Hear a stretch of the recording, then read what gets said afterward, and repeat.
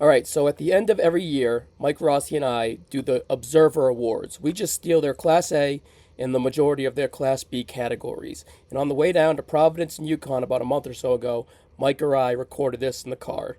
So we released it just for audio. So this is the audio version of that. But first, in this audio version, there tend to be some audio difficulties, so to speak, as you kind of see, because we're recording it in the car and we're fucking jabrones. So we lost a few categories. So I just want to jump in here and let you know what categories lost. High flyers, I believe that we agreed that it was Javon Evans or Bandino and probably leaned heavily towards Bandito. Brawlers, we considered Moxley and Gunther probably to be it. And I think Rossi shouted Mark Briscoe as well with Gabe Kidd.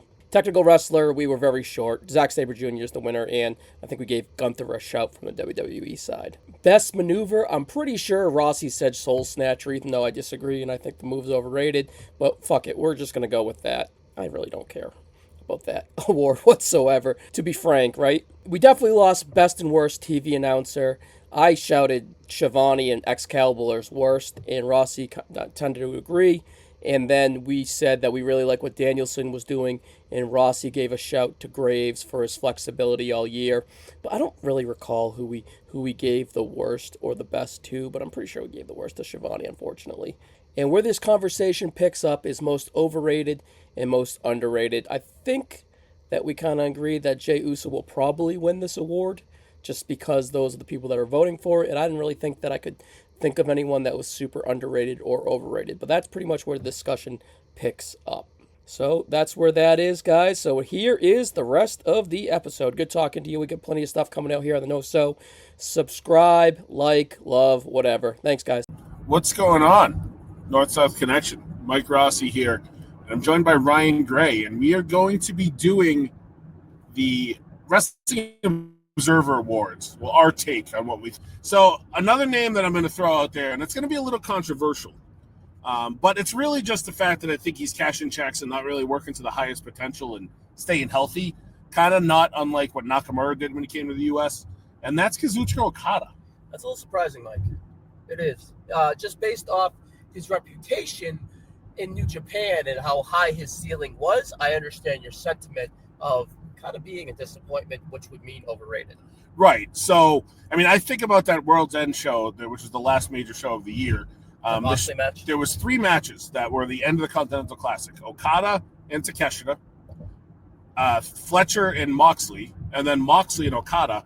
And by far the best match of that was Moxley and Fletcher. Honestly, that was really the first singles match of Okada and Takeshita. It was kind of a tournament semi, telling a story. Thought it was a little disappointing. It wasn't bad, but I mean, it just the Okada of just stepping in the ring and being an automatic 5-star just isn't there anymore. So it's just something that I feel like he could flip that switch whenever he wants. Even the Omega match, which was set up to fail regardless, because obviously these guys had the best matches of all time. So you were never going to get that with 2025 Kenny Omega. But just a name I kind of want to drop in there because I feel like he's somebody that I wish we got a little bit more out of.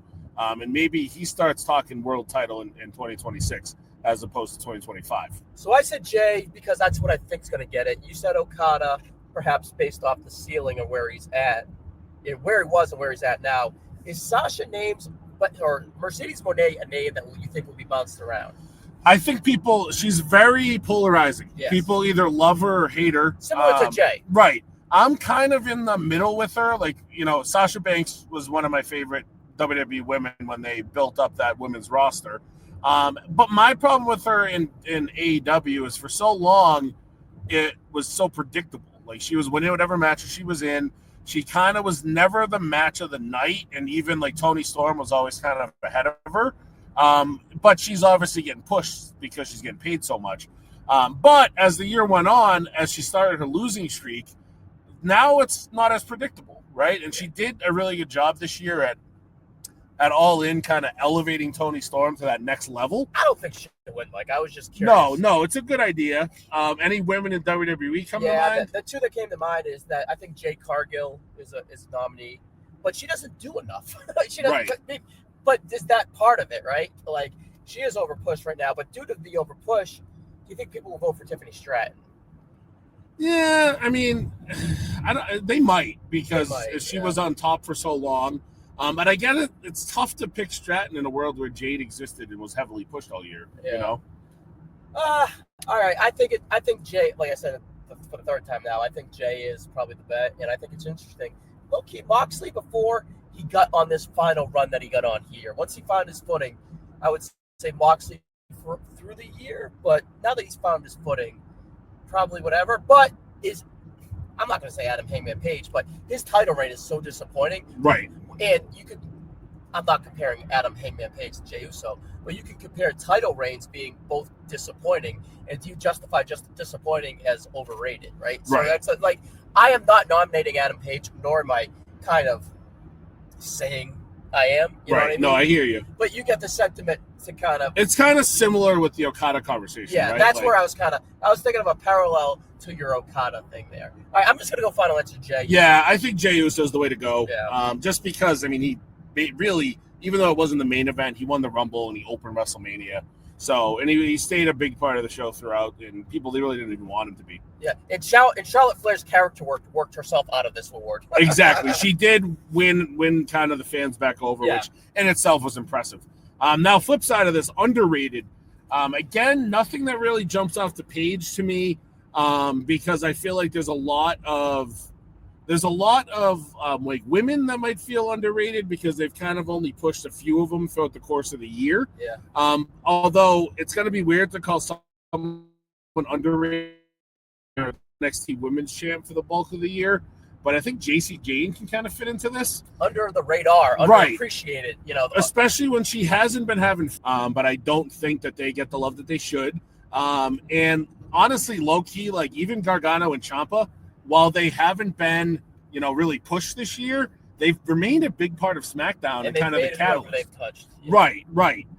So I don't really have a blowaway one here, and I feel like in AEW, kind of everybody gets their shine, so I don't really feel like there's anybody being missed there. I have a volley, Mike. Okay. Ludwig Kaiser, El Grande Americana 2.0.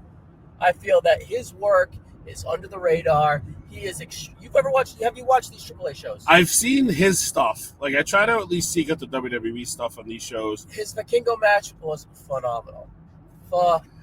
Is it safe to say that he might be a better El Grande Americano than Chad Gable?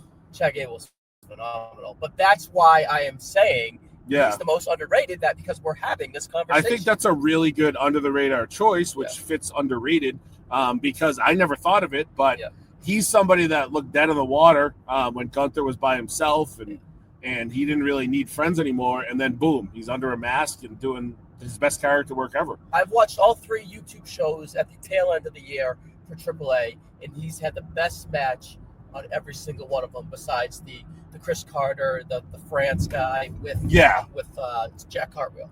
So Elio LaFleur or whatever his name is, right? Yeah. I forget the name they changed him. So he's had all very good to great performances. I would go El Grande. Yeah. His character work is phenomenal. I think I'm with you because that's a name I didn't think of, and I was kind of muffling through names before that. Yeah. So, let's go with El Grande Americano as your underrated wrestler of the year, and go with Jey Uso as overrated, which is, really Ludwig.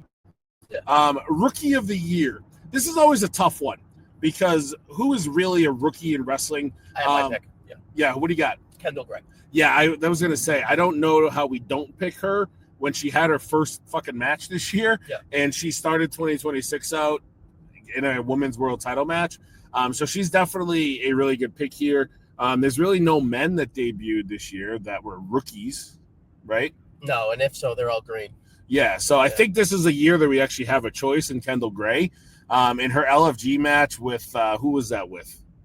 Was it with? I didn't watch her LG stuff. I watched her Evolve stuff. Her stuff with Callie Armstrong. That's what it was. It was the match with Callie Armstrong that was actually on Evolve. And with Wendy Busty Chu was phenomenal too. Yeah, and I mean she was good in that what's that gimmick they ran at the end of the year? The Iron Survivor match. Oh, very good. That match was like one of the best NXT matches of the year. Yeah, I went 4 for that. And she was really the catalyst of that as the story and the winner. So I don't think we got to go too deep on this one because it's always one we're reaching. Like we got lucky a few years ago, Logan Paul. Yeah. But a true rookie, you don't typically see in TV unless they're in NXT, and Kendall Gray is the right one here. And I do think that she should and will win this one. Right, absolutely. I do agree.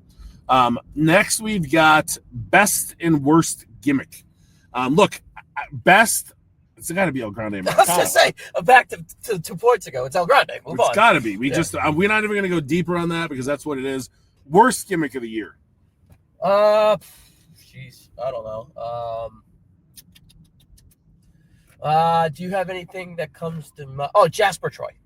Yeah, Jasper Troy, but like, what is his gimmick? He's just like an idiot with a chain around his neck? A Timu version of The Undertaker of the 90s, I guess? Yeah. I don't know. Yeah, definitely a bad one. I don't really understand what the fuck Zarya is. Now that she's like a human being, like, why is she still dressing in the face paint? Like, they did such a good job at like elevating her, and when she debuted and like they did the video packages, and she seemed like this like above the world type of star, and now she's just a flunky to Sol Ruka. So I guess that's not really a bad gimmick, but I just don't know what she is. Yeah, I don't know what she is either. She just seems to be in a placehold. I just don't know if. Yeah, Jasper Troy is like he was the next guy up, and now he's your speed champ as right. a clunky big guy. Right? And I'm gonna throw a AEW name out there because it's so bad. Is you got I don't even know what the original name was at this point. I don't remember, but they have this El Clone guy, who's a clone of the other luchador whose name I can't even think of because he's been hurt for a while. But they debuted this guy in July, and he made his first match in January. Okay. And he was still on TV for the bulk of the year. So that's a name to throw out there because they went above and beyond in making this clown a part of Is this like a hologram thing? Yeah, it's a hologram ripoff called El Clone. Okay. And it was always what Tony Khan wanted to do. And then they just happened to do it like right when hologram got hurt. But they kept calling this fucking guy El Clone, and he was on TV. And just kind of one that I want to throw out there for fun, as I think Jasper Troy is the worst one. Just the human being of Andrade needs a mention here because he gimmicks himself into always putting himself in shitty situations. He's his own worst enemy. He is. He's his own worst enemy, and he had a phenomenal debut in AEW, only to be told he can't be there anymore. So just I have to throw some Andrade shade in here at some point as somebody that I do admittedly like. All right, so let's say that best gimmick El Grande, worst gimmick Jasper Troy, most improved wrestler of the year. Oh, is Breakout a category, Mike? Breakout is not. So is it Javon Evans because he has the biggest? He had the biggest jump, the most fastest acceleration to where he's at. Like he accelerated so fast that he outpushed his NXT push. He accelerated past his NXT push in a way, right? I don't know if that's a good pick. There has to be someone else. Is somebody that was mostly a tag wrestler till the end of 2024, but then he's really like going to be in conversation for the rest of the year. Can he fit in Kyle Fletcher? I think he has like A-type categories. Yeah, so it's tough to give him this one. Yeah, I think it's tough to give him this one. Where Javon's rise is like a legit breakout, and kind of what's his name? Fletcher is like a glass ceiling breakout, right? Like I'm really a top player now, right? So. What about Maxine Dupree? Okay. Like from nothing to like actually having serviceable matches. She had 4 good matches or 4 passable matches with Becky. I think the highest at one-on-one was like 4, 3 1/4, and they were anywhere from 2.5 to 3 1/4. And that's for Maxine Dupree. That's pretty impressive. Like probably the biggest true improvement from the beginning of the year, right? Yeah. I don't hate that answer. I just feel like if we did the homework, we would have thought of someone better. And I think here's another one that I think back to her coming out for the Royal Rumble as the Intercontinental Champion, and it was fucking crickets. Oh, Lyra Valkyria. That ain't a bad, but she just hasn't done anything. She just feel like she's. And like, was it ever really Lyra or was it just Becky? I think it takes 2 to tango. I think she's extremely capable, but I don't think she's capable enough as a character to deliver what she did with Becky, if that makes sense. Yeah. I'm cool with Maxine because I think Javon were kind of just, he got elevated up the card, but he was not like he was ever bad. Yeah. Maxine was fucking terrible. And she got to an okay level. Right. And she ended the year as the champion. So I think that's a good pick. All right. So let's go Maxine Dupree as most improved. Most charismatic, like, it's what won on the Shooting Sharp Award. I didn't even have him on the nominee list at the first half of the year. Dom Mysterio. Yeah, that's not a bad one. Jay isn't a bad one either, really. No, Jay won my half-year award. Dom dominated the second half. Another name to throw out there, Joe Hendry. Yeah, that's a good one. Who's nothing but charisma. Really, the fact that he was able to debut as a TNA wrestler at fucking WrestleMania tells you a lot. Even Obafemi's got a strong amount of charisma to him because, like, you know, he's not even speaking in a real accent. Yeah. And he is the ruler. Somebody that I think is awesome. I got one that you're like, it's obvious, but you know he would never get nominated and no one ever nominates him. But in a year where he is kind of maligned in a way, John Cena, most charismatic. I feel like his charisma carried him through whatever situation he was in this year, and just to be in the building and watch him, just to travel to DC for him, like, I think John Cena's the pick. Most because he's with the heel, we saw a different side of him charisma wise. We saw some depth, but then again, he's a fucking actor. Yeah, we can't beat the crowd reactions he was getting in Europe on the run up to Mania as a heel, and it was a pretty unnatural heel, but he had those crowds fucking hating him. Yeah. When he shit on that little kid and wherever he was, Brussels. In his turn, he was so good in it. Yeah. But I don't think he'll even get nominated by a lot of people. No, but he is the king of charisma when you think about it. Right. Captain Charisma, so to speak. So yeah, I mean, I think that's a good choice as well. I kind of like the Joe Hendry thing. Joe Hendry's probably, like, based on the fact that he needs, probably the only time we'll mention him. He did have a pretty big 2025, so I think that's a fair one. I'm trying to think if there's anybody in AEW, like, not really. I think it's Uso, perhaps, maybe, just because that's what carried him where he had, even though he's kind of a little rejected now because of the push. But he would have never gotten to the push if it wasn't for the charisma. Right, and him and Joe Hendry are actually really similar when you think about it. It's like they got a semblance of a character over, and then they just wrote it to as deep as they could make it, right? But obviously, Jay's went to the main event of WrestleMania where Joe Hendry's kind of just started. And shout LA Knight, who's always on this list. Yeah, and even Punk, who Punk's Cena, though, right? Punk's the one person that could have a babyface chase and he wins the title and he doesn't, like, lose interest in people. Yeah. So he's a good choice. But yeah, I'm good with Joe Hendry simply because I think we're not going to bring him up again. And it's across 4 promotions. He was in AAA, NXT, WWE, and Triple. You know what I mean? Right, so, and he was kind of always the one you came to see in most of those regards. And I mean, that Santa match he did was goofy, but it was entertaining. And you mentioned John Cena. That brings me to our next award, which is the biggest box office draw. How can it be anybody but Cena? Yeah, that literally, we just talked about why. Whether he was a heel, he was selling the most fucking T-shirts. He was selling out arenas in every country he went to. This guy was by far and away the biggest draw. They dedicated a fucking year to him, and he sold it all out. And a go-home show that involved everybody pissed off to the high heavens about how it finished. So all good there. All right, promotion of the year. Now, quick rundown on this. When I did the Shooting Sharp Awards, WWE won half year and full year, but the vote got closer as the year wore on. All right. The one thing I will say about WWE is I felt for the most part it was a down PLE year. Mm-hmm. And I think that's where the AEW strives, is as a pay-per-view company. But that can also be a net negative for AEW because you can kind of not watch their weekly shows. And yeah, you'll miss good matches. But if you just watch their pay-per-views, you're going to be in a really good spot. It's tough to not pick WWE because obviously, despite the fact that I think a lot of people would say they had a down year, they continued raking in the money. That's what I always lean on the money, but if we're talking money, shout to All Out in Texas. You know what I mean? They did have a stadium level PLE, so they are on the growth, but WWE does that monthly, and they were doing it weekly at times across the sea in different parts of the world.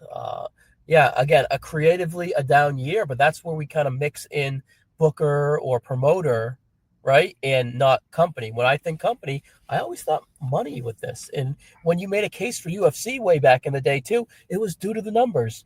AEW's numbers are on the rise, but they were also in the grave, right? Yeah. So, I just probably a Mark thing to say, but it's WWE despite being on a bad year. Yeah. Plus, I think of their like natural like baby brother promotions, NXT and ROH are not even in the same. Business that it did with AAA, right? Look what AAA is, and then the CMLL, maybe perhaps it's them. But they don't own that. You know what I mean? Yeah. They just work with it, and it also like their relationship with New Japan's kind of got bad as the years gone on.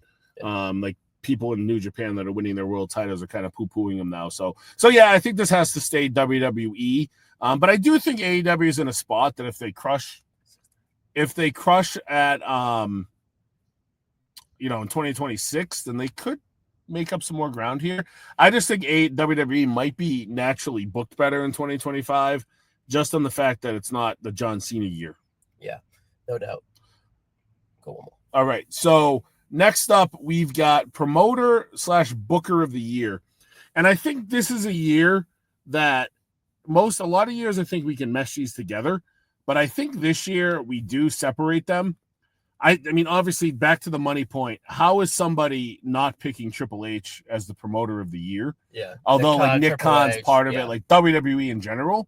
But I do think AEW got substantially better once Tony Khan took the book away from whoever the fuck was writing his shit. Or he blamed it on. And he blamed it on, at least. Yeah. But there was a lot of good storytelling in AEW this year to lead to the growth of, honestly, the two biggest budding stars in the industry are Kyle Fletcher and Takeshita. And at the beginning of the year, they were both good, but they weren't like wrestler of the year good. Yeah. And I think that a lot of the booking with Takeshita in New Japan helped him.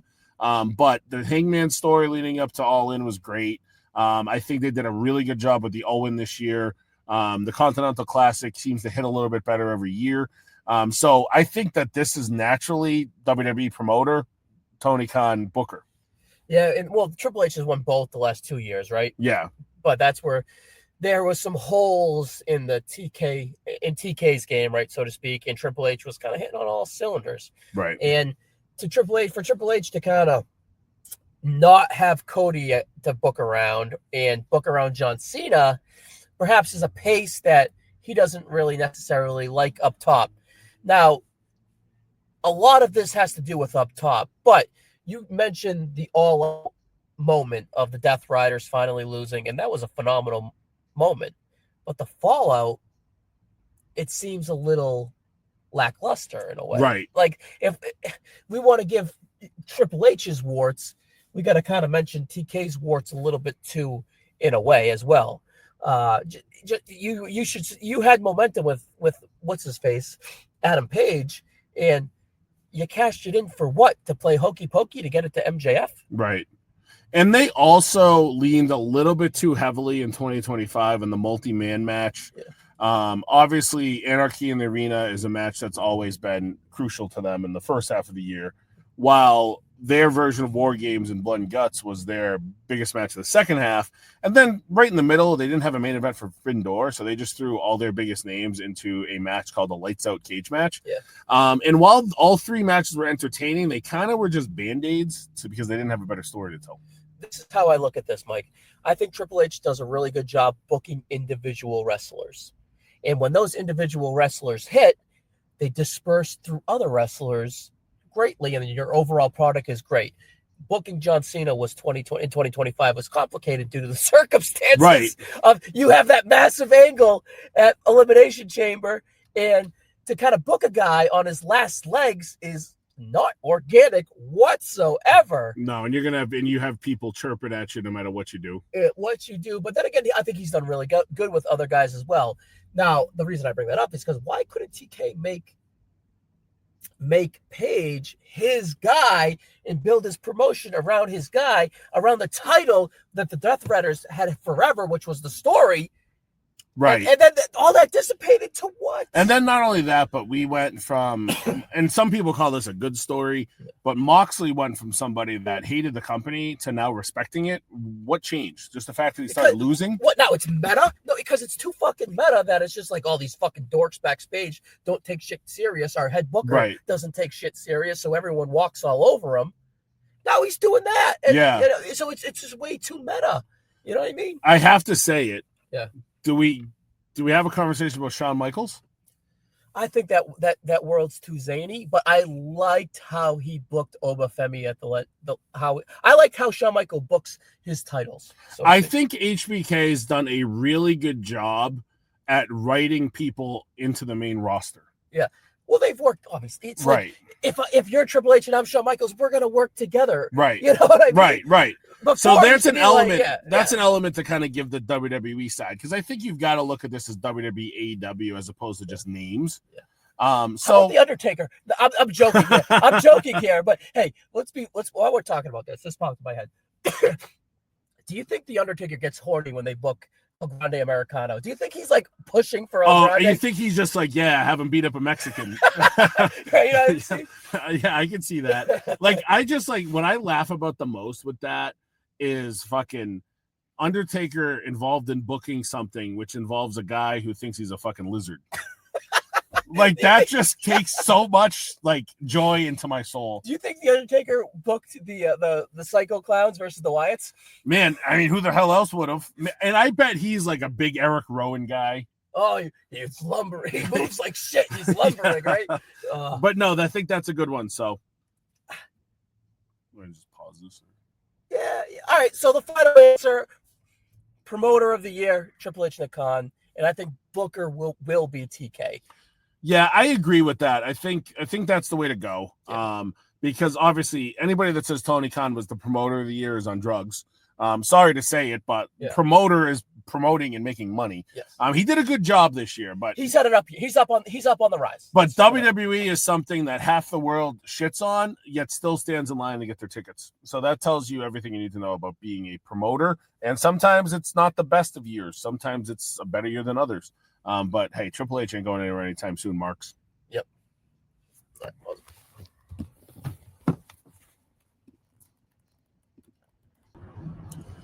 All right, Ryan. Now that we got through that promoter booker of the year, let's talk about the best and worst major wrestling shows of the year. Oh, wow. So, I mean, I'll start off with best. Like WWE-wise, it's got to be either Elimination Chamber or SummerSlam. Yeah, SummerSlam probably had the more valuable stuff, and that heel turn at Elimination Chamber probably might worsen that show in time. But I still voted for Elimination Chamber when I filled in your ballot, just due to the KO and Sammy match, and then due to the men's chamber and the angle afterwards. And even, honestly, low-key underneath the radar, the women, one of the better women chambers for the first time in a long time. Now, I think I went 3 3/4. That's an anomaly for me with women in stipulation matches. I always usually kind of kill them. As far as AEW goes, Mike, I'm gonna have to lean on you. They all kind of run together. Maybe what's it, All Out?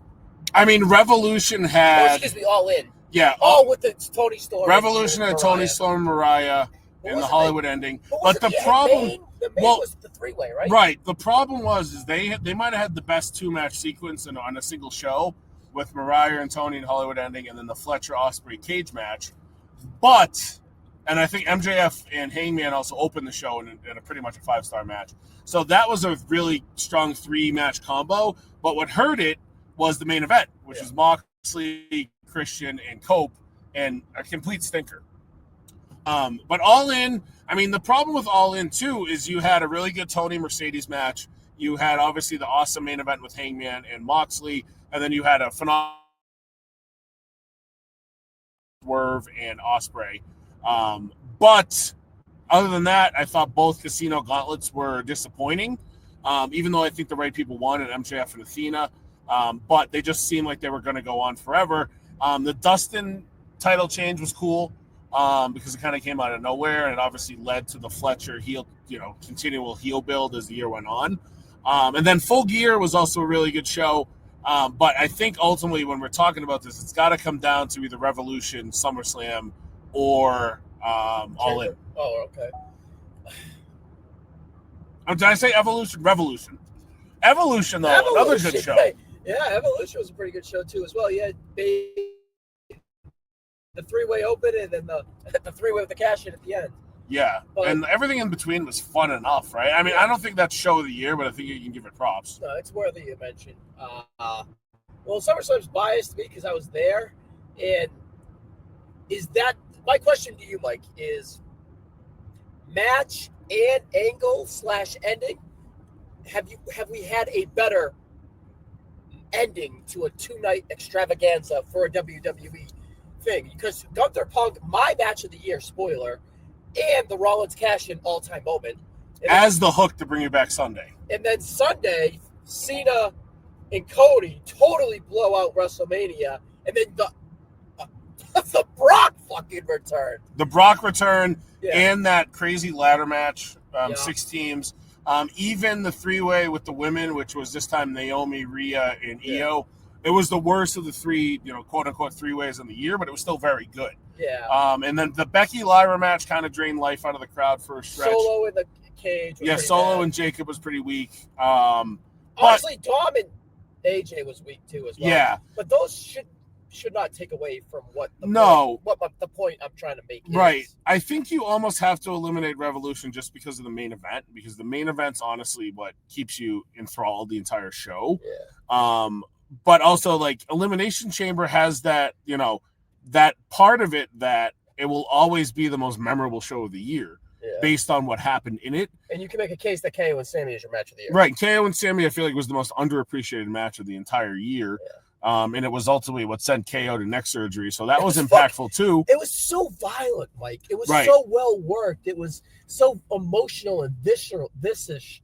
Man, it was impressive. Even and it was the worst match on the show, but Tiff and Trish versus who was it? Nia. It was Nia and Candice. That did a lot to get Trish over. I'm sorry, to get Tiff over as a babyface too. So it wasn't meaningless. Pause. Candice was in that. Candice was definitely in that. Wow, I would have not named that, Mike. So all in all, I mean, I want to vote Chamber just because I feel like In and Out, it was the best show. Where All In was a phenomenal show. But I struggle with a 6.5-hour wrestling show. It was so long. And that kind of also can eliminate SummerSlam, because when you look at SummerSlam, you've almost got to look at it as a one-night thing, to be fair, right? Yeah. And then together, that's the same length. And probably tit for tat, All In and SummerSlam were pretty close to each other in overall, top-to-bottom value. Yeah. So, I mean, I'm cool with going Elimination Chamber if you are. So I did watch all these 3 shows, and then I attended SummerSlam, so I'm probably going to be a little biased. It's a little biased, yeah. I don't think there's an emotion or a pop that could match that Brock Lesnar return from, an oh my God moment outside of the heel turn. Cena turning heel, it's outside of the heel turn. Now, is that I bring those 2 emotions up. Is that emotion, does that shock, so to speak, let's put it that way, kick the Moxley moment? Because all 3 of those pop/moments dissipated. And I will say the Moxley thing was expected, where the other 2 were not. Yeah. And all in all, we don't even know which one's going to have the best standing value. Was the Brock return, is that really going to hold up by this time next year? And honestly, the Seth cash-in dissipates too, because he fucking relinquished it 2 months later. Right. So, and that's obviously Gunther taking that L at the end of the day, helped Punk. Yeah. But I mean, other than that, I just think if you were to pick a show to sit down and watch again, you're probably going to pick Chamber. I think so. I might pick so. Just maybe because of the in and out of it, too. And the historical, but the heel turn, historical, but yeah, it doesn't mean anything. Granted, the Rock and Cody story probably. It will add to that eventually down the line. And the Cena stuff, it was what it was. I'm fine going Chamber, even though I would vote SummerSlam in a close one. But to my point earlier, I was probably there, and that's probably why. But I can't harp it enough that those 2 main events were excellent. Gotcha. Yeah. Let's go with Chamber. Which I'm fine with. But yeah, I mean, I think it's one of those that you're not really wrong either way. It's just a matter of which road that you really want to go. So now the worst show of the year. I have no idea. What was the worst? This WWE is show? tough because if I look at the worst WWE shows of the Is year, it Survivor Series? there was a few. Like Survivor Series is pretty bad. It's just dull. It wasn't bad. It was dull. Like, let's go down the line. Crown Jewel had enough good in it that it was fine. Yep. Was it blow away? No. What was Backlash? Orton and Cena, good crowd, so it's tough to really load that in at that point. Well, I liked McAfee and McAfee and Gunther made a lot of sense. What was in October for WWE? Was it just Crown Jewel? So we're going WrestlePalooza? We're going. It might be WrestlePalooza. WrestlePalooza. I mean, you have the good Vakir EO match. It's very good. But Cena and Brock was a load of shit. The main event of Drew and Cody was pretty disappointing. Despite it was still good. And I just think that with the aura of that being like the new start of the company on ESPN umbrella, yeah, I'm probably fine with that. They laid a shit egg. And I really don't think that AEW had any shows that were bad.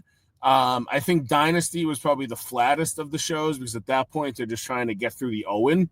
And I think it was like Tony and Megan Bain and just an unexciting stretch. But I can't stack up any AEW pay-per-view with that WrestlePalooza show.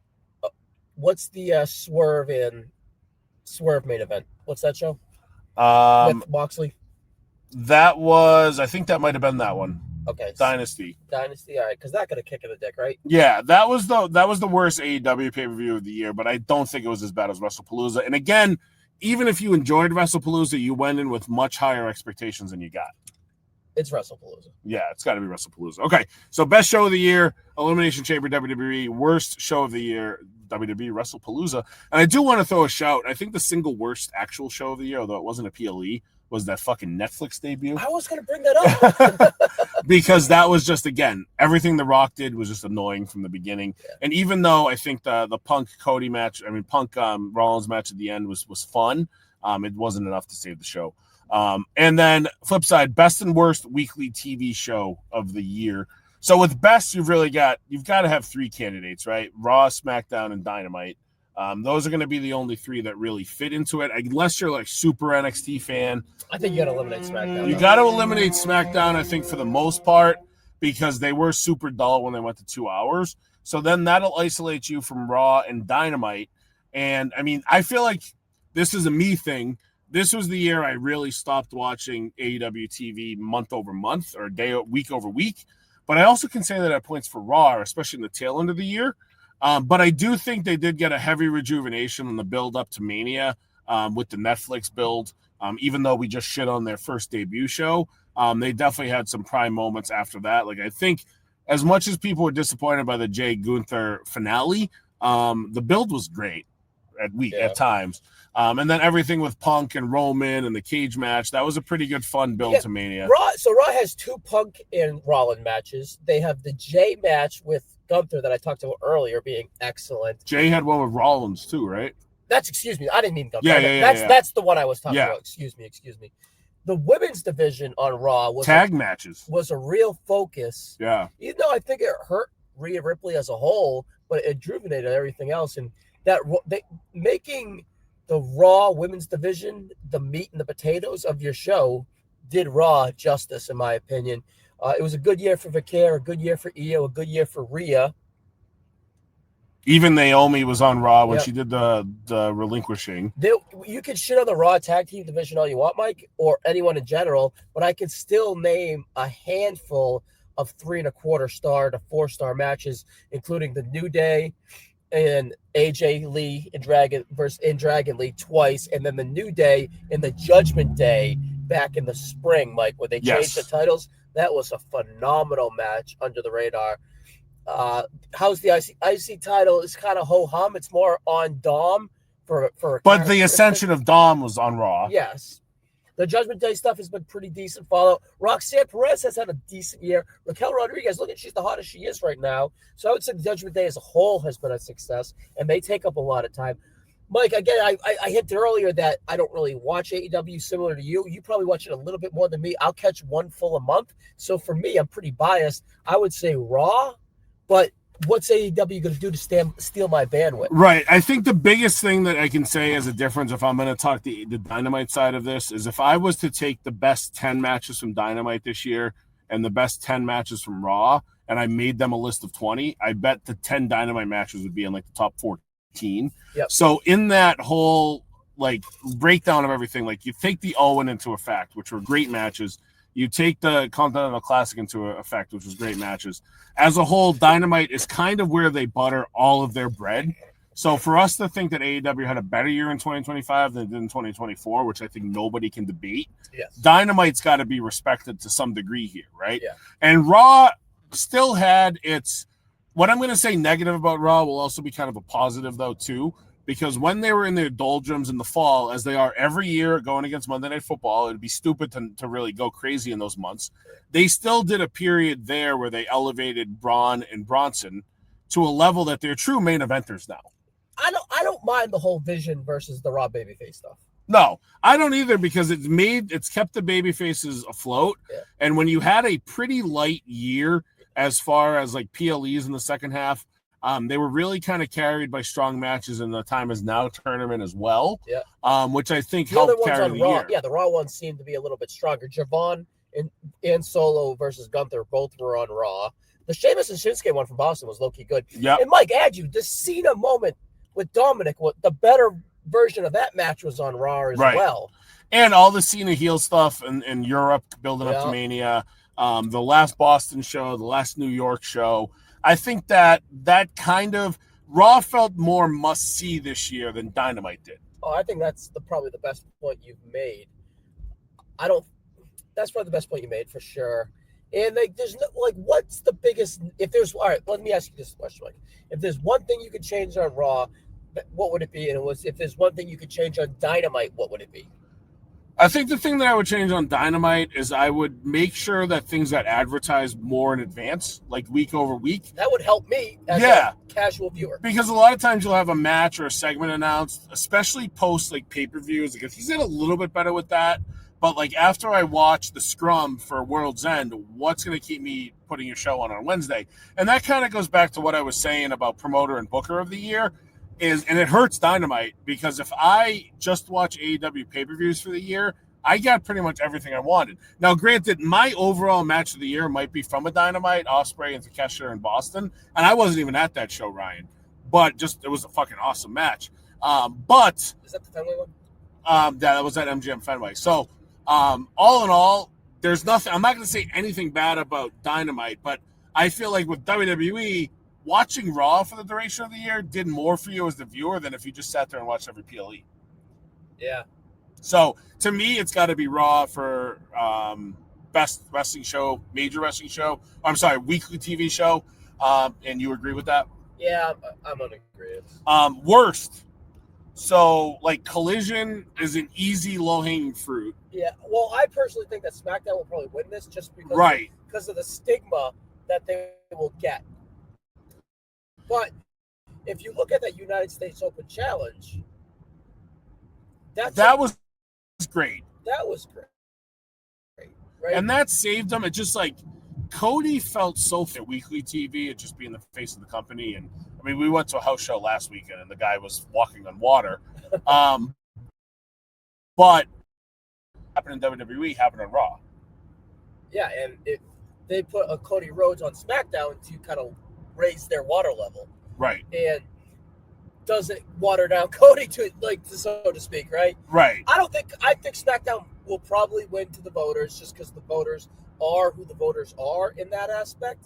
But for me personally, I think NXT is a worse show than SmackDown. Right. Right. And like even when NXT is bad, it's good to take out of you. All right, Mike, into your low-hanging fruit comment, right? With Collision earlier. Does 200,000 to 300,000, maybe 400, nothing opposed to it. But you want to make an excuse that football is a thing for college football. Well, Monday Night Raw, you can't even flick the channels on Netflix. It's a very inconvenient thing, right? Right. So SmackDown on Friday night, which is probably on par, but at least you have 5 to 6 times the viewership of Collision. The reason I bring that up is to be numbers, not to be a snob and be like Collision versus SmackDown. But all he does on Collision is roll out the ball, and he has leftover Dynamite matches with maybe one feature match left over. SmackDown, they're throwing shit at the wall. They're taking risks. They're building guys. They're building future stars. It's a real TV show. Right. So what is more important is what I'm saying. Right. The show that takes risks, that is an actual wrestling show, or the show that we're having a great card too, and please don't leave the And arena. a lot of which were taped too as the Yes. year went on. So it's like Velocity on steroids or a real wrestling show. My only volley back to that is, if we're going to say that about Collision, do we have to also talk about like Impact and their weekly show? All right, I would love to see what Impact does, Like, numbers wise. Yeah, it's pretty bad. I think it's in like the tens of thousands. In But comparison, it's going to get better. In comparison now to that, actually, this is a decent discussion. I meant to text you this. What do you think that they do viewership wise? It's tough because it doesn't seem like it's got a heavy like NXT talk to it. Yeah. They're going to try to do this at the beginning on their own. But I would probably say, they're probably happy at about 100, 150,000 on the first week, knowing that now you're just trying to win viewers back. Yeah. I mean, that's a big jump from where they are now. So if they can get there, 6 figs, that's incredible. Right, I think that's a win. That's a win. And it might be an overshoot, but like a bad collision does like 240. Yeah. So I think that's kind of like almost a core wrestling base that might at least invest into Impact. I don't know. Did they advertise it at all? Probably not on NXT this week. I don't recall. I doubt it. I don't know. They probably mentioned it with the Slater match. Slater, yeah. But all in all, like I definitely think there's definitely cases to make for either TNA or Collision. But I guess on the fall from grace, like those two shows are probably not supposed to be good, where maybe SmackDown felt the most disappointing. So it's really just a matter on which path you want to go. The least successful show, money-wise, or the show that kind of disappointed the most. Yeah. I'm not sure. Really, I'm really not sure, because I think SmackDown is, like I said earlier, to my point, I think SmackDown is the vote. But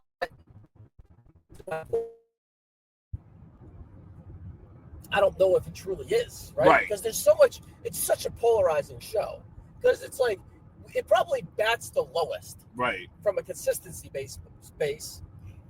But if they're hitting the most home runs, like, it's a high hit rate, so to speak. It's like Albert Bell back in the day, so to speak, right? So I don't know, who would you rather have batting on the 4-hole, Albert Bell or a guy that hits a bunch of singles? Yeah, no, that's a good way to put it. I mean, overall, there's probably more consequential shit on SmackDown than there ever was on Collision. So yeah, let's just, we can't come to a consensus here, and honestly, neither side is wrong, anyways. Yeah. So let's just call it Collision, and that's the safe vote. Which still does not feel right to me. Right. Yeah. It doesn't. All right, worst match of the year. Oh my God. This is tough, and this is objective, because automatically I want to think about, wasn't there a Jay Punk match on a Saturday Night's Main Event? Was that the to win the vacant title? Guess what Meltzer gave that? Like 3 1/4. 4 stars. Like, that match was pretty fucking bad. The one match I promise you we won't say is Gunther and Goldberg, because that far outstayed its welcome as far as, like, it was bad in the length, but overall it was a lot better effort out of Goldberg than you would have thought. It was legit not bad. It was legit good. I mean, honestly, I think about that Moxley-Christian Cope match only because that kind of ruined a phenomenal show. Like, we're talking 3 of AEW's best matches of the year rolled up to one show, and I'm like, that show's ruined to me by how bad the main event was. So that's got to be in consideration. We're either Rumble offensively bad, the women's maybe. The Rumbles was great. And I feel like the women's was better than normal. And the fun drama at the end of the men wasn't that bad, so we can't say that. I'm trying to think other Jey Uso matches. Was there a bad Tiffany match? I mean, Brock and Cena? Honestly, but as far as, like, undershooting expectations, right? That may get some votes. To your point earlier, there's no Miz versus Damian Priest with zombies around the ring. Right. There's no, like, disgusting match that was like someone broke their leg like Sammy Guevara or got a back concussion that they kept going. There's nothing like that this year that's jumping off the screen to me. What's the worst I don't know. Isn't there like a really bad Tiffany Stratton match or something? I mean, Tiff and Jade had a couple snoozers. Tiff and Charlotte at Mania, I don't think it was worst of the year, but it was pretty shitty. But they got into it, man. There were stretches of the match was really good, even though the outcome was pretty middling. There were stretches in there that was really good. Was anything on Mania particularly bad? Well, Jade and Naomi was boring. The New Day and War Raiders were boring, but they weren't bad. Right. Not in that like the level of like that Moxley match. Did Vince and McAfee have a weird match? Like, why can't that just be a thing? What about? Can we talk like? And I feel like we both probably liked it, but I feel like Cena Dom at Survivor Series, a lot of people fucking hated. It was gaga. It was fine, but yeah, it was rejected. It did a job. See, I thought that match was better than the Women's War Games. Right? Yeah, the Women's War Games was pretty weak.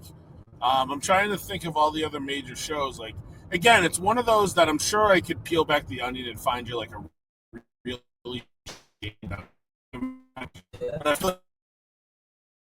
there.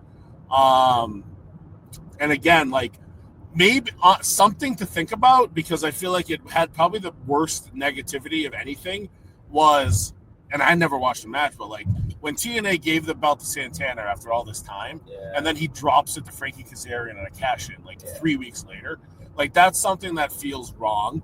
NXT wise, I don't think anything was offensively bad either. Again, I could probably find something with Lexis King that I could chewed up when I watched it, but it's not like worst of the year. So, I mean, Brock and Cena is probably the one that was upset me the most. So that would probably be my vote. I still went 2.5 or 2.25 on it. Like, it was still there was low-key spectacle vibes to it. That may win. I'm fine if you want to do it. There's nothing that really sticks out. Yeah, I can't think of anything. And as soon as we're done recording this, I'll think of 6 things. We'll see if it comes up in another discussion. Right, absolutely. Worst feud of the year. Again, kind of objectively tough. Is it Copeland and is it Edge and Moxley? Yeah, that was so brief and short and meaningless. Adam Cole and Kyle Fletcher kind of killed Adam Cole, so that's got to be something. And the matches kind of stunk when they were working together. I'm trying to think. I mean, Tiff and Jade was pretty bad.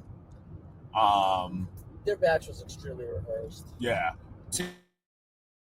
Tiff and her, and NXT wise, I don't think anything was bad. Maybe there was a little mini feud with Jasper Troy and Ricky Saints that was pretty offensively bad. But yeah, I mean, I can't think of anything off the cuff. None of the Cena feuds were offensively bad. None of the Cody feuds were bad. What about Black and Priest? Just long, but you could look at the ambulance in the last man standing match in a vacuum and say both were very good at times. Right. It was just dull and whatever. How about all of that thrown together mess that led to the Women's War Games? Or how is there like any like Zelina, Chelsea Green stuff? I mean, Chelsea's feud with Michin was like shoot good. Yeah. And then I don't want to give Chelsea bad. Some people say Nikki and Vicaire, just because they're Nikki haters. I of course will never say that. And I'm trying to think of Vicaire feuds. No. I mean, none of the NXT feuds were terrible. AEW, yeah, I mean, Cope and Mox might be it. Yeah. I mean, is Cope and Mox worse than Jade and Tiff? Probably because it was supposed to main event, so yes. Cope and Mox is on a bigger stage in a way. And again, it ruined one of the best shows of the year for me. Yeah. So I think that's a good one to go with. And I think for the interest of time, I think that we can go with that because we'll be thinking here all day. All right, yeah. All right, so now the A awards, guys. So we're gonna just follow up worst feud of the year. There's 5 of these, right? There's 7. Oh wow. Actually, maybe even 8 if I'm counting wrong. But we just talked worst feud of the year. What was the feud of the year? My winner on Shooting Sharp was Punk and Rollins. See, now, if we did not get that Seth Rollins injury and we got a proper blow off, absolutely, back-to-back years for CM Punk being feud of the year. Right. But we got to like the 7th, 8th inning. We got the wives involved. So let me run down that feud real quick. The Netflix debut. Yep. That which boiled over from 2024. And they had a match that went like 10 minutes too long. I don't think it was bad. And then that stuff led into the Rumble, where they got eliminated with the which sucked Reigns into the story. Yep, and then really circumvented Paul Heyman into it as well. Chamber was pretty good with where Punk got cost via Rollins. Yep. Which led to the cage match, which sucked in Roman for the return. The Led to the WrestleMania three-way. match is fucking phenomenal. Yeah. Insert Paul Heyman in the Vision. And then we have some tag stuff, but they kind of dissipate a little bit. And then it really ramps up. We get the four-way at the Clash at Paris, or is it Paris? Yes, Clash at Paris. The four-way where Rollins pins him. So now we are 2-2 with pins. And we don't have a payoff. The cash-in obviously being one of the bigger moments of the year. The cash-in was incredible. And at the end of the day... and then add the wives, Mike. Right, and the Rollins stuff, which brought obviously the AJ return, which was one of the bigger moments of the year. And just the fact that even when Rollins got turned on by his own faction, they can... Rollins is back to some degree, and it'll probably be like strange bedfellows partners before they get to another blow-off. But I mean, if we're going to compare this to Drew and Cody had a phenomenal start.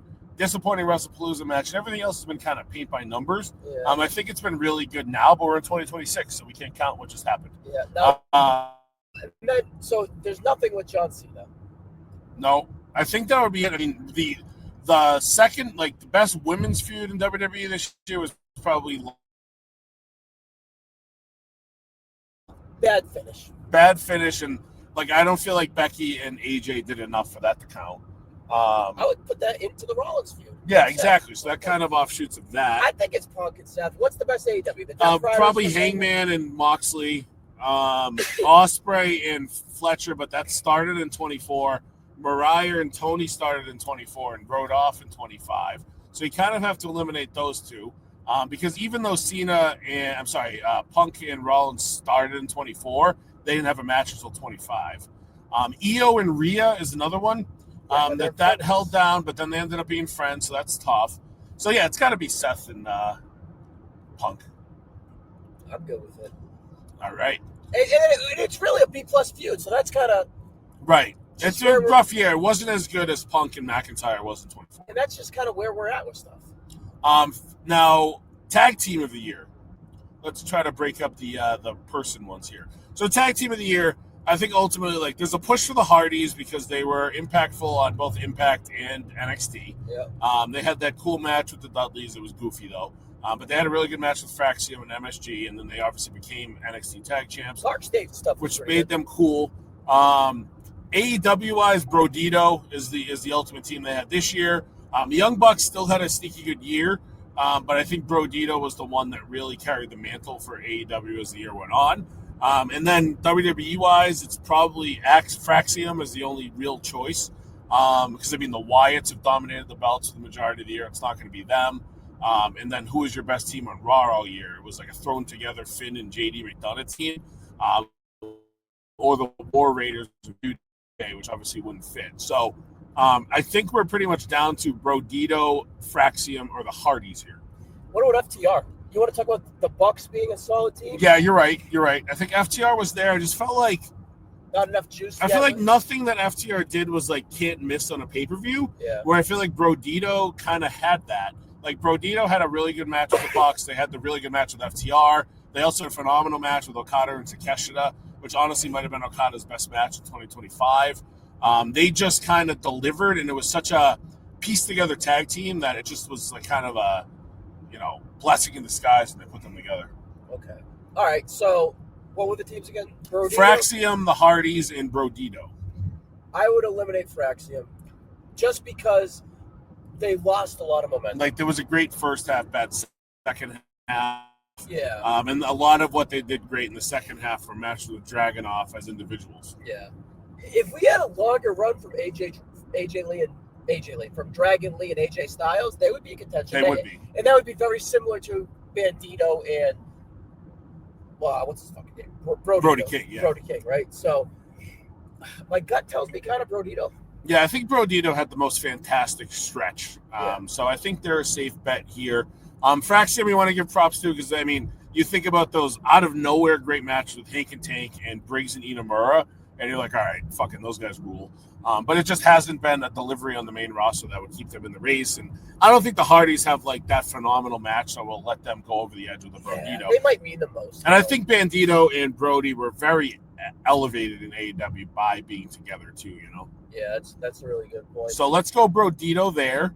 And then let's turn over to Match of the Year, which this is obviously a very polarizing one as well. For AEW, you've got like 5 or 6 that can make an argument. I think the ones that I personally like the most were that Ospreay Takeshita match in Boston, Hangman Moxley at All In, and honestly, Hollywood Ending I was going to say that might have been my favorite AEW single match of the year, and it was just like 13 minutes of just awesome. And then you talk WWE, and like I know you're high on Gunther and Punk, which I have no problem with. Yeah. Cena and Cody was also phenomenal. And then that Sammy KO match was right there as well. Any matches that I'm really missing, or you think we kind of have it isolated already? There's like one WrestleMania, but it's not. It doesn't get to that level. Like. Right. And I don't think anything on WrestleMania would be a conversation here. The Chicks 3-way, but that I'm really lower. Yeah, I'm true. I'm lower than most on that match. And I really like it. It won my Shooting Sharp award. Again, that was not my voting, but it was others. But at the end of the day, it was a phenomenal match. It's a memorable match.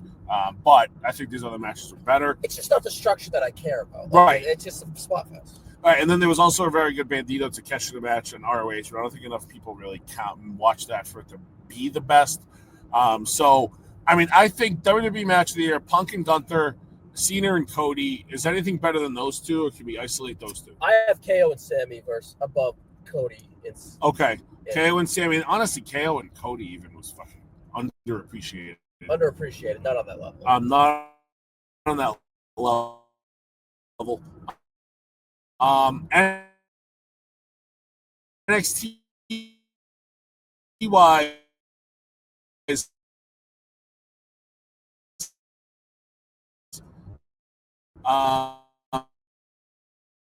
Oba, The 3-way. Javon, and Liver was phenomenal. But again, I don't think at the level I think was what Ending Man.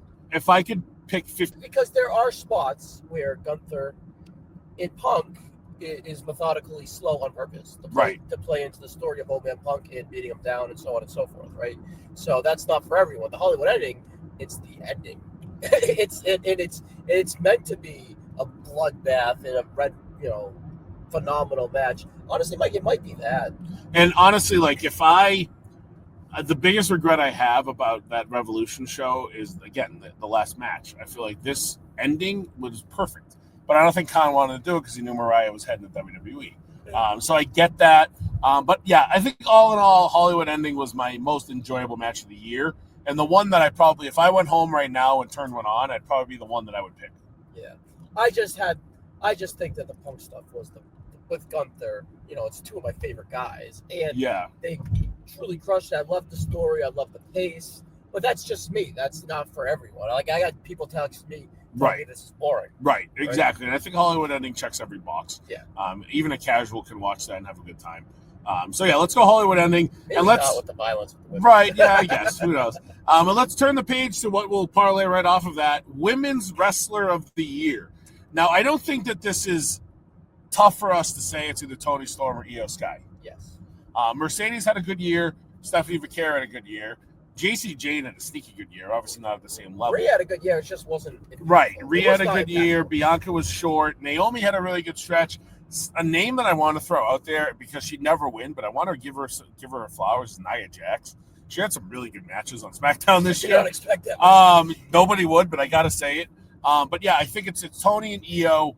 Io, the argument against Io was that she had a phenomenal first 7 months of the year, maybe 8 or 9 if you want to throw the Vaquera match in. But then she kind of dipped a little, although the tag stuff at the end of the year was really good. Where I think Toni Storm had a year that not only was her great from start to finish, I mean, we just legitimately picked her as match of the year. She had a great match with Mercedes as well. She was the first to win the AEW tag titles, which should help those titles. I just think if I was to take Io and Toni impacts her company more positively than Io does. And her stuff down the card is still impactful, Right? And good. Io seemed personally, I think it's Tony. Even though I see the case for Io, and I think that Io will win because she's probably a better wrestler. And I think she's more universally loved. Yes. Where Tony's fucking loved though. She is. I just think some people might not be able to see through the gimmick, so then it becomes a little bit tougher for Tony. But yeah, I think it's got to be Tony because I think if we go top to bottom, they both had matches that some people are going to consider match of the year. Tony's more versatile. But Tony did more from January to December than Io did. Yeah, and Io's reign, not to her fault, was pretty bad. Right. And she did put Vicaire over, but then there really wasn't much with Vicaire from there. And again, the tag stuff was good, but then they didn't win the title until 2026, so you kind of have to exclude some of that. So yeah, I'm cool with Toni Storm. Yeah, but I do think from a cadence standpoint, Io is a better wrestler. Yeah. I think the versatility in Tony is a little bit more important. And I think Tony is way more important to the AEW women's tag division than Io is to the right. Just overall, yeah, I hear you. So yeah, let's go Toni Storm there, and then let's bring that over to another one that Toni Storm won in my Shooting Sharp Awards, and that's Best Promo of the Year. Now this isn't single promo; this is just the Best Promo Master. With AEW, your choices are a little bit slim. It's pretty much Hangman or Toni Storm. I don't think Hangman had the overall volume to even usurp a Toni Storm, who Toni Storm made her matches interesting with some of the bullshit that came out of her mouth to build them. And then as you head over to WWE, Punk has got to be the top of the list. Cena is somebody you also kind of have to give your flowers to. Cody kind of had a down year, although nothing he did was bad. But I think that is there any name I'm forgetting, or is this a conversation between Tony and Punk with maybe a little bit of Cena folded in? I think it's Tony's Punk. Look what he did for Breaker. Yeah. Even just recently. Tony, I think, is, even though I just said that she's very versatile, I think she's a little one note with her character. And she's more of a character opposed to Punk being CM Punk. The person. Right. Punk feels more organic as a character. Not that Tony doesn't, but let's just put it this way. Who do you think drew more money, Punk or Cena, with their verbal? And did Cena have the best promo of his career with the pipe bomb? Yeah, he might have. But I think my favorite promo of the year was Punk on the announce table talking about The Rock. You bald fraud? Yeah. But do we take away points for the Thugonomics bullshit? Because that was corny. Yeah, that was corny, but it also worked. And it was a moment for them that they loved. Yeah. And yeah, Tony was like, how many sexual innuendos can they throw out there? Tony seems like she's a little bit of a gimmick. Right. Honestly, personally, I think it's Punk, but Cena is in the conversation. Yeah, I agree. Cena carried and made matches interesting that weren't going to be otherwise. But AJ match was the second best match of the year, if not best match of the year, and he wasn't even on TV for that. Yeah. So that makes it tough, and I think the heel stuff was good, but it also never went anywhere. And it was one note besides the pipe bomb. So I'm cool with Punk here because I think he did the most at a main event level. Well, I think also I kind of want to give Punk something. We just gave Toni Storm 2 in a row, and that doesn't mean she doesn't deserve it, but I just think Punk did more high end, write and sell my show stuff than Tony did. Who do you think wins this? I think Tony wins this in Wrestling Observer. Oof. And I think a lot of people will reference back that promo on Mariah saying that you're done, you're dead, Mariah May's gone, as something that kind of was true to a degree. We're not missing anybody in NXT, right? God, no. No, I don't think so. I do, again. JC Jane was pretty good. He's a Paige, but no. Paige was solid. Just character. Chelsea, too, and when she gets a mic, she works. But it's a different level. It's character. So, yeah, let's go CM Punk because to the point you just made, his felt more genuine and not character-based, and he wasn't leaning on talking about their tits like Toni Storm did, which is cool. All right, so now we are officially down to 2 awards. Okay. First, we're going to go with Most Outstanding Wrestler of the Year. Can you just briefly describe the difference between the difference between Most Outstanding Wrestler and Wrestler of the Year are the two that we're mostly left with here. Most Outstanding, I think, is the best bell to bell. He's the guy that you put in, and when he's advertised for a match, it feels like a can't-miss event. Where Wrestler of the Year, I think, is who was the biggest name in wrestling, or the MVP of the year. Okay. So we can kind of talk through both at the same time if you want. It is a scenario where I think this year it's definitely two different guys, but I definitely think in some years it's not. So that's where you can kind of have a gray area. For me, most outstanding, this is where I feel like I'm going to lean heavy towards AEW, because I think if I look at the full calendar of 2025, and I did this on my podcast, if you haven't seen that, check it out, which is Shooting Sharp, by the way. But Will Ospreay, Konosuke Takeshita, and Kyle Fletcher, they all had several. I did all cage matches, and I raked them up with Wrestling Observer, so we get cumulative rating, 25 from each company. Ospreay and Takeshita both had, Ospreay and Fletcher both had 7, where Takeshita had 6. But that also didn't take Takeshita's New Japan into account. When I did the math out, just his 3 matches with Sabre alone would have been inside the AEW top 15, which overall would have given him the most. So I think it's a conversation here of Takeshita, Ospreay, and Fletcher. And I'm going to say I'm going to cut Ospreay out quickly because of the injury, and he didn't do it for a full 12 months, which makes his stats even more impressive. Yes. But I think that it's tough to say he was the best of the year when it's this even of a battle between the 3. Now, should we weigh Takeshi's New Japan work as a bonus or the meat of his argument? I think that we have to talk about it more extensively than I have in the past personally, because if we're talking the Observer Awards, it's going to count the New Japan stuff. Yeah. And if any awards count the New Japan stuff other than the Japanese awards alone, it would be the Observer Awards.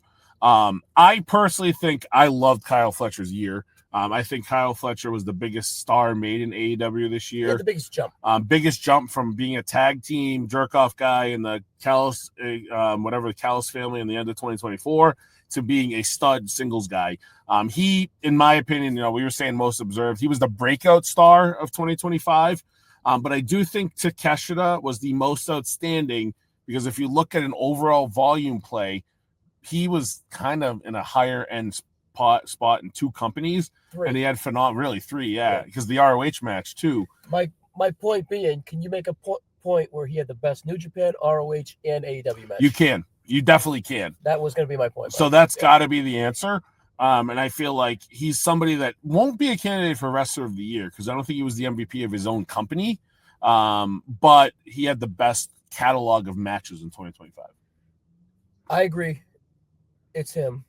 If we were to pick a WWE guy, who do you think it would be? It's hard. For me, would it be Io? It was Io was right at the top. She was my highest ranked WWE on my system. So it's the WrestleMania in the Evolution. And she won my Shooting Sharp award. WrestleMania, Evolution, and WrestlePalooza I had over for Io. Yeah. And even the SummerSlam match was good. Yeah. The singles match with Rhea on Raw when she won the title. I think she had a really good Lyra match early too. Right. And people are sick of the spot, but she was the star of War Games too. As always. I just don't think she had a phenomenal year, but I just don't think if we're going to be serious about this one, we can really stack her catalog of matches up against. Oh, no, that's why I in a vacuum I asked WWE. Yeah, for sure. I can't think of anybody else. It's Takeshita, then Fletcher. Yeah.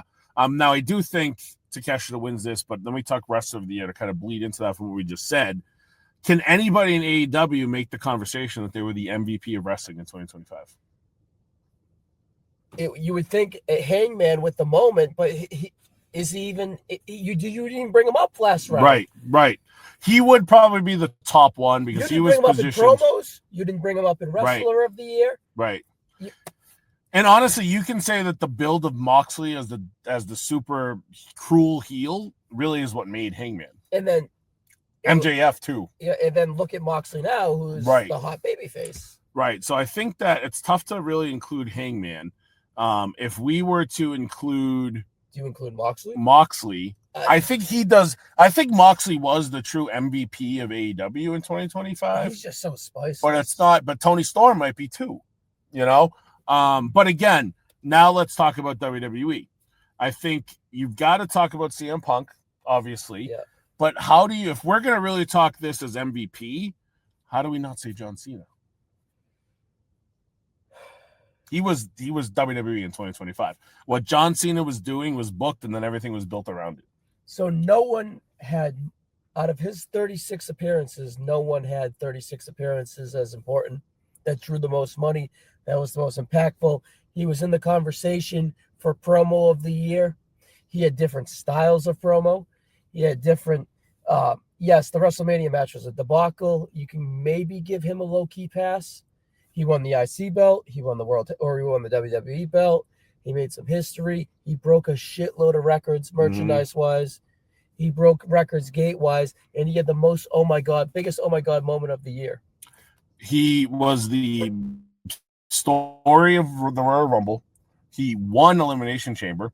He main evented night 2 of WrestleMania. He main evented Money in the Bank in a tag match. It was bad, but he still main evented. I'm thinking their biggest shows. Main evented Backlash. He main evented Backlash. He main evented SummerSlam. He had the match most people went to go see in Crown Jewel. Yeah. And Survivor Series. The Logan Paul match was very good. Right. Survivor Series was his weakest show, but he did a job. And did anybody talk about a single match in wrestling more in 2025 than Gunther and John Cena? No. So again, I think this is kind of a different way to look at this award. But he was the truly most important wrestler of the calendar year 2025. The whole year was booked around him. Right. And AEW had to make changes because of the stuff that he was getting booked for. Like, you weren't going to run a Collision against the John Cena-led Elimination Chamber or things of that nature. So he impacts everything. And just he kind of, in a year that I think most people watched WWE and they were disappointed about what they saw, comparatively speaking to the prior couple of years, people were still tuning in to see John Cena. All right, let me just run past CM Punk real quick. Rumble, he was not. Cena was a little bit more impactful.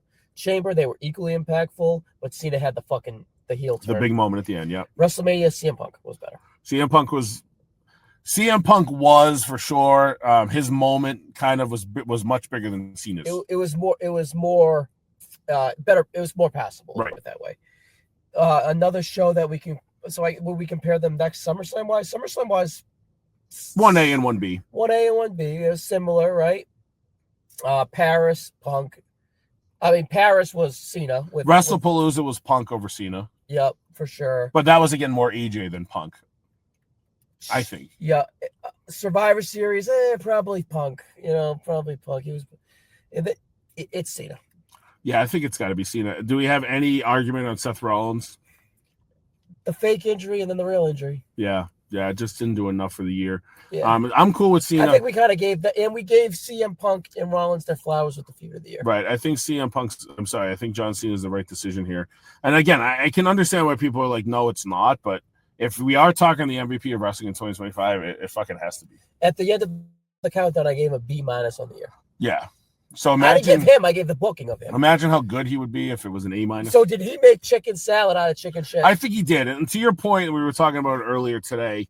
John Cena had a lot of good and he had a lot of bad in 2025, but that's his career. Yes.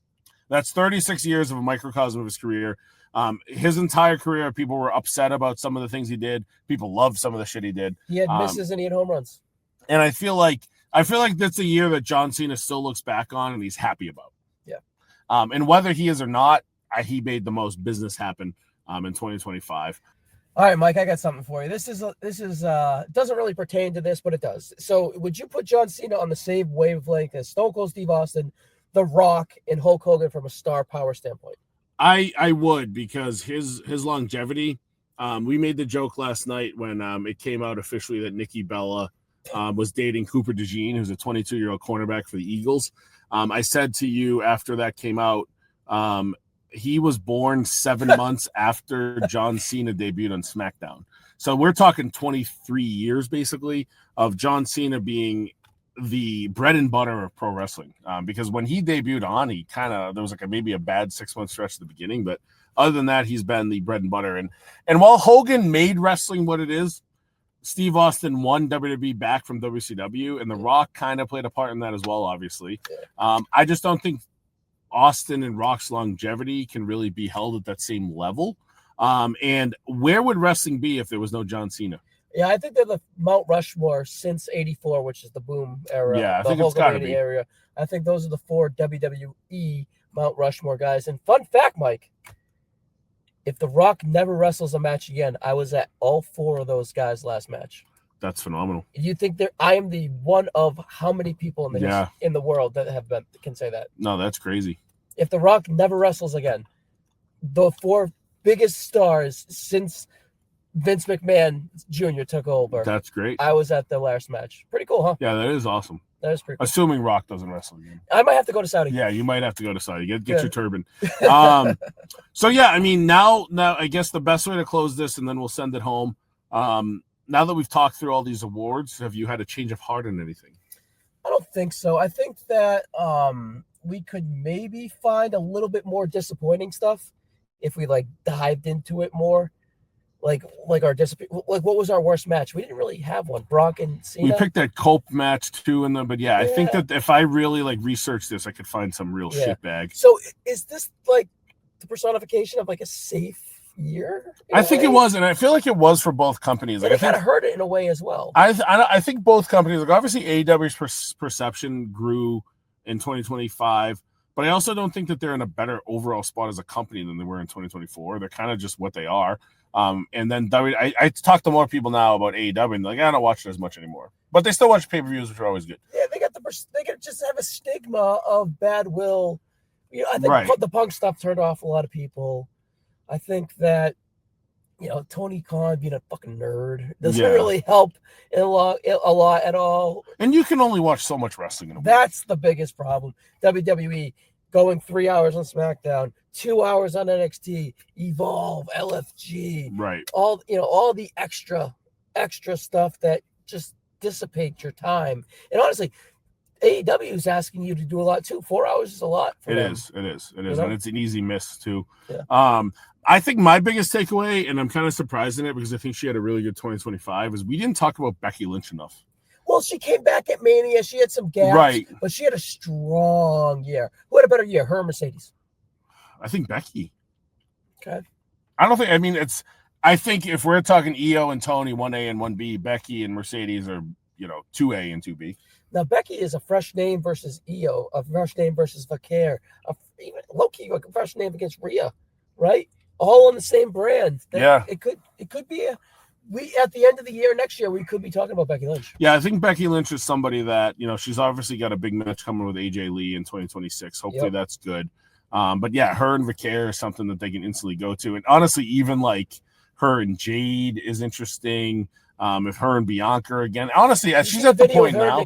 Nikki Alliance. Yeah, I would kind of like that. Right, and then you think about Blake Monroe. Nobody creates a star better than Becky Lynch does. Yes, she turned Lyra from fucking getting booed mercifully, not booed, but nobody gave a fuck at Royal Rumble, to people legitimately popping for her now. Maxine. What the hell is Maxine without Becky? Becky's the GOAT.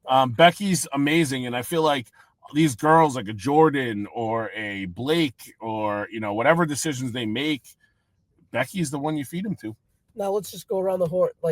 So Becky has a chance to be Woman of the Year. Who do you think is wrestler? Do you think Gunther has a chance to be male or MVP or just building off this Cena momentum? It's tough. I think if I was to try to prognosticate 2026, the things that I have the biggest eye on is, do we get more Roman Reigns? Well, when I had Ibu on, we talked about this, and his contract's up at around WrestleMania, obviously. And I said it would be very, very impactful to give him the WWE 5-year contract into 2 years of dates. Is the Roman Reigns heating up in Hollywood like we thought he was coming out of WrestleMania 40? And no, he's not. And you not. Can see yourself in a world where it's kind of like Brock before Mania 31. Yeah. When, everybody's contract was up. His contract was up. And then as you lean into Mania, they sign a deal. The difference is back then, Vince made sure that was done on ESPN, and Triple H wouldn't. He would just give Reigns a title, right? Which I think is awesome. So Reigns is somebody to keep an eye on. MJF is a name to talk about. He might be around more this year, and he's going into 2026 as a champ. He's somebody that I think we see a lot more of because I think his contract's up in 27.